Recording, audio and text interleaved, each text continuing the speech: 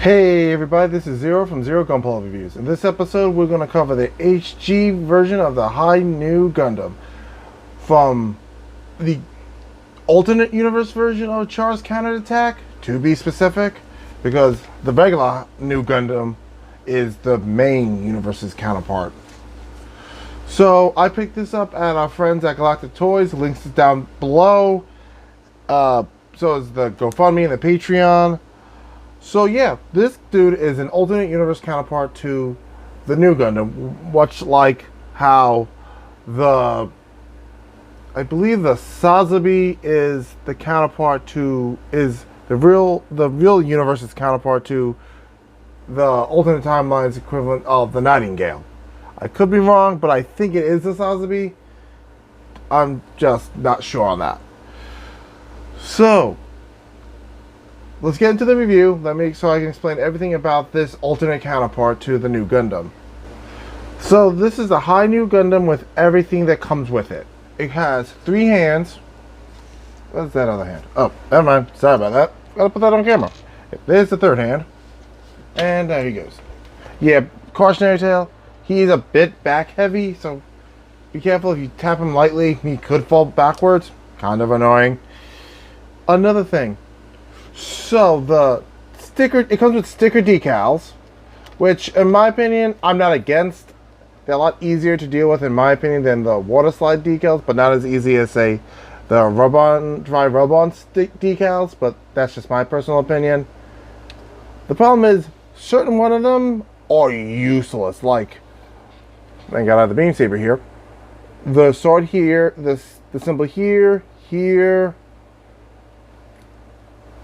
Yeah, those two are pretty bad because, and the one on the crotch flap here could be better, but not, it's not awful. Mostly due to the fact that it is so light, it doesn't really show well. Like, look on this. You really can't even see the lion griffin thing here because of the light and because how light it is. You physically have to be in person to get a better view of it, and that's not good. Neither is the 01 on his other shoulder. It's pretty lousy. It's like, okay, either darken it up or not. Yeah, just darken them up. Like you did for the one on the shield, you can see as clear as day. But the lion, their symbol on the shoulder, not so much. I mean, you can get part of it, but again, it's something you have to really look at it and hope to everything holy, unholy, and everything in between, that the light doesn't make it go, doesn't make it disappear when you're trying to angle it. So yeah, the sticker-on decals need to be darker or better. It came with a small sticker sheet, which I'm absolutely for, because it looks better that way, I guess. I use it for the eyes, the camera, the V-fin on the crotch, and I think that's about it.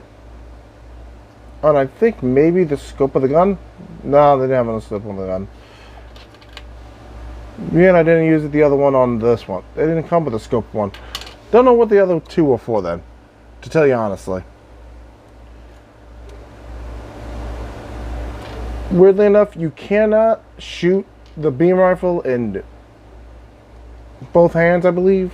Actually, no, yeah, you can. You can put the beam rifle in any hand and the bazooka in either hand, which is great, I think. Or is this... I built a lot of Gundams lately, so my brain's a little fried. So no, I don't believe you can switch hands. Yeah, this is only for the right hand. Yeah, because the right hand, yeah, has a piece that sticks out so it can hold the gun tightly, which is, in my opinion, a bit better than the open hand, put weapon in, close hand, there you go. I mean, those work. A lot of my Gunpla have that, but this makes it feel a bit more secure. The beam sabers are located both here and here. So you pop these open, pull the saber out, put the beams in it, or in this case, the 2 beams. And these are the old-fashioned pop the saber, pull the beam out, slide. So you can have regular beam saber, or you can Darth Maul it and have a dual-edged sword. I always go with the Darth Maul approach because that's always the right answer. Okay, so enough about the weapons. Let's talk about, before I stop that train of thought, let's talk about the other cool feature on this, the wing/funnels. So be careful when putting these in the V1, because only one of these can move independently. You can pop it off and it's its own separate funnel. I believe that it's fixed in the master grade and in the real grade, but in the high grade, no. These are just these four, 1, 2, 3, 4. These are stationary. What you see is what you get. The top ones are the ones that can fold out, look like the funnels and all that. So when you're putting in the V1s, be careful. If you don't put them in just right, they will be loose and fall out. It is kind of janky that way. The funnels move like open and close like funnels, so you're not going to get much articulation out of that. If you have, this is a paralyzed butt flap, so you're not going to get a lot of back leg, but the leg does bend pretty high, so which is pretty good. The cross plate move forward. Oh, we have a ball joint here, which is, you know, hit or miss sometimes. Like either we get it or we get the pull one. And personally, the ball joint, in my opinion, works better, but it's more fickle when it comes to, you know, making a custom Gundam, because not everybody has the same hip, so finding the legs or the hip joints for this to fit gets complicated. So that's the leg going all the way up, all the way down. The ankles are pretty stiff, so you're not going to get a lot out of that. Also, be careful, the hands are kind of loose when holding the saber. Well, in general, unless it's holding the gun, if you put too much pressure on the beam saber, it could pop off. So cautionary tale.